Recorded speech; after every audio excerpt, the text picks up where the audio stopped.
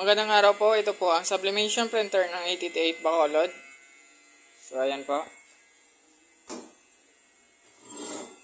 Yan po yung printer head area.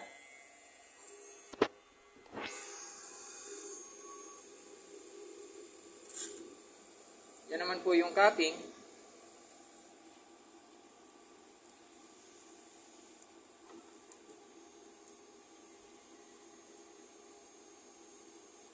Head clean.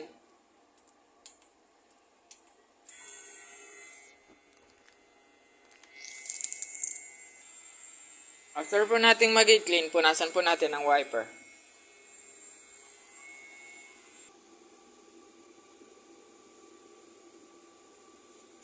Punasan natin yung plate.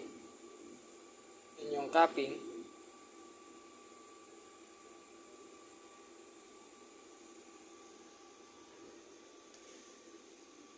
Nozzle check.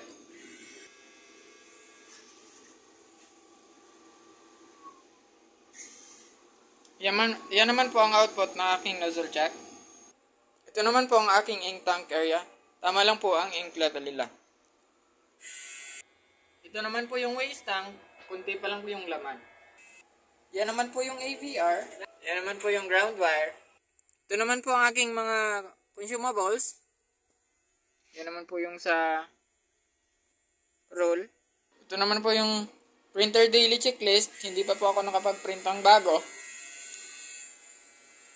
Yan. Updated naman po lahat ng monitoring tools sa system. Yun lang po. Maraming salamat.